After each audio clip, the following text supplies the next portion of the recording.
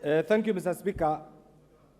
Mr. Speaker, I've had the opportunity to work with President Moi, President Kibaki, President Uhuru Kenyatta, and right now President William Ruto, Mr. Speaker.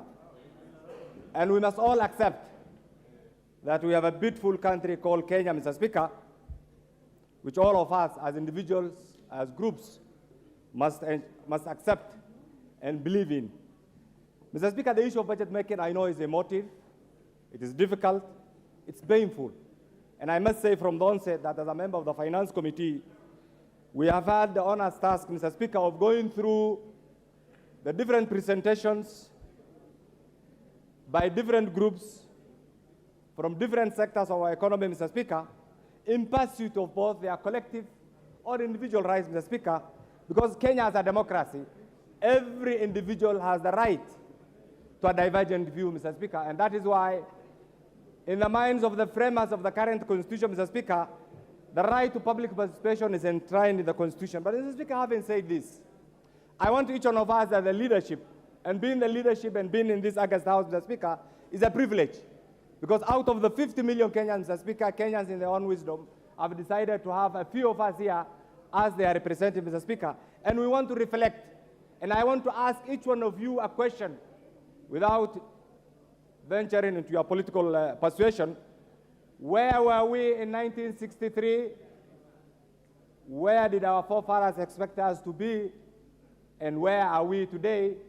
And what is expected each one of us to do so that Kenya joins the League of Developed Nations, Mr. Speaker. Mr. Speaker, this country has recently been voted as one of the best in human resource capital, meaning therefore outside there, in the eyes of the international community, there are many Kenyans who have gone to school. Our task as elected representatives is to give them opportunities to get jobs, is to give them opportunities to remove them from that ladder of being underemployed and unemployed, Mr. Speaker.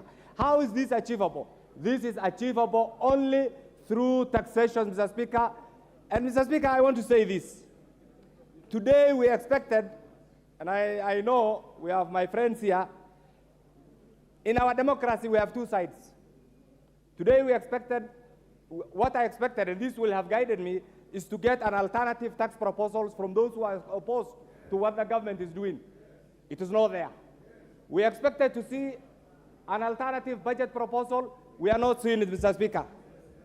What is there, Mr. Speaker, is a government elected by the people of Kenya implementing their manifesto, Mr. Speaker, and therefore denying them the right to pursue their manifesto, Mr. Speaker, is an infringement of both their rights as individuals, as government, Mr. Speaker, and even to the people of Kenya, Mr. Speaker. And I want to say this as a member of the Finance Committee, having gone through this, and having said taxation is a painful thing, Mr. Speaker, I stand to support the finance bill as it is, Mr. Speaker. Mr. Speaker, you have been around as a person of immense institutional memory, Mr. Speaker. Mr. Speaker, look at the missed opportunities. This country, because of the fear of the unknown, we have stagnated. We have lost our stature as an economic hub. It's simply because we sit somewhere there. Look at what is happening to the GDP of Ethiopia. Look at what is happening to the GDP of Tanzania. Look at what is happening to the GDP of Uganda. Where do you want to place Kenya, Mr. Speaker? It's because we have persuaded ourselves that it's not us to do the right thing. Somebody else must come. It's our time to say this country requires development, Mr. Speaker.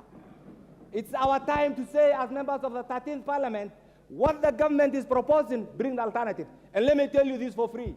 What you are being asked to do is to deny the government taxes, misinform the Kenyan public so that your regime becomes unpopular and collapses. Don't accept that truth.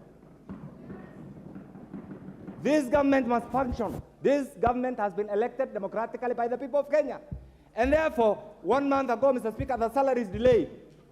You saw the kind of picketing that was going on. I'm sure in your office, you have had Molongos, ya watu kuuliza mishahara. Isn't it? Where will the government generate the money from? The government must generate the money from taxations, through this bill. And therefore, Mr. Speaker, what I want to say is this. We have a country. This country must move on. This is the final takeoff for the Republic of Kenya. And please, civility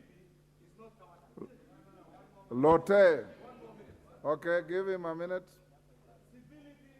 Is not cowardice. It's part of our democracy. Let's debate.